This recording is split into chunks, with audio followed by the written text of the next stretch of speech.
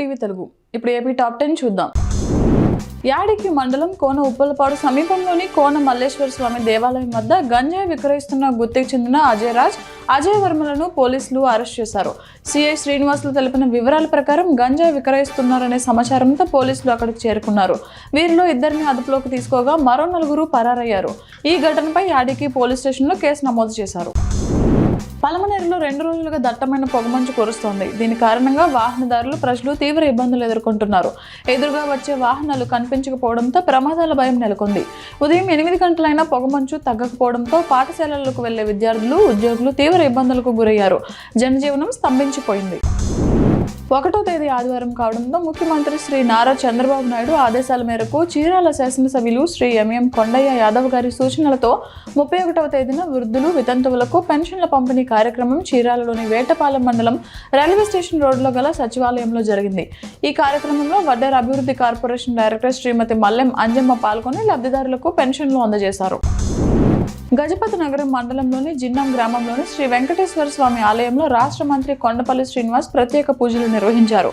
ఈ సందర్భంగా ఆయన వైసీపీ ప్రభుత్వ హయాంలో లడ్డూల తయారీకి కల్తీ నెయ్యి ఉపయోగించడం దారుణమని విమర్శించారు.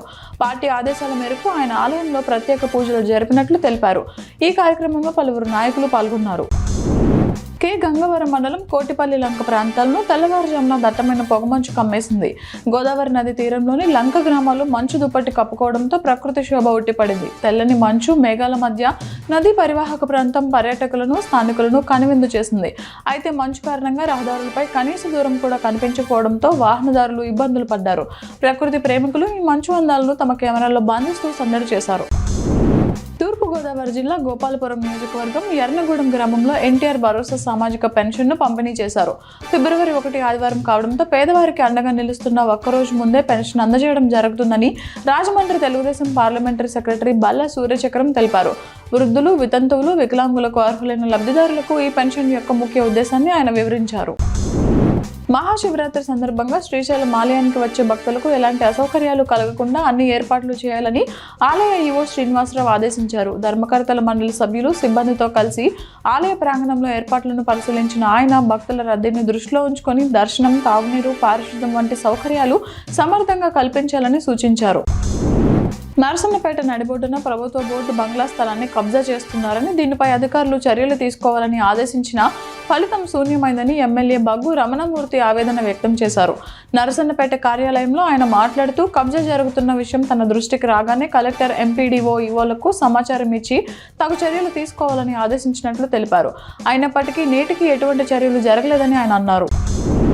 బాపట్ల జిల్లాలో అర్హులైన జర్నలిస్టులకు ప్రభుత్వ నిబంధనల ప్రకారమే అక్రిడేషన్ కార్డులు మంజూరు చేస్తామని జిల్లా కలెక్టర్ వినోద్ కుమార్ తెలిపారు.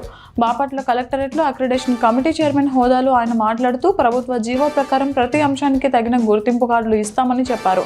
ఈ సమావేశంలో కమిటీ సభ్యులు దమ్ము విజయ్ కుమార్, కాటి కమలాకర్, కావూరి రాజేష్, మరికొంతమంది విలేకరులు పాల్గొన్నారు.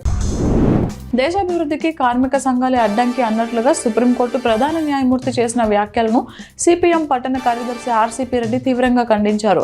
గుడివాడలో మాట్లాడుతూ కార్మికులు లేనిదే ఉత్పత్తి సాధ్యం కాదని, కేంద్ర ప్రభుత్వం కార్మిక చట్టాలను యజమానులకు అనుకూలంగా మారుస్తోందని విమర్శించారు. కార్మికుల విలువను తగ్గించేలా పాలకులు వ్యవహరించడం సరికాదన్నారు.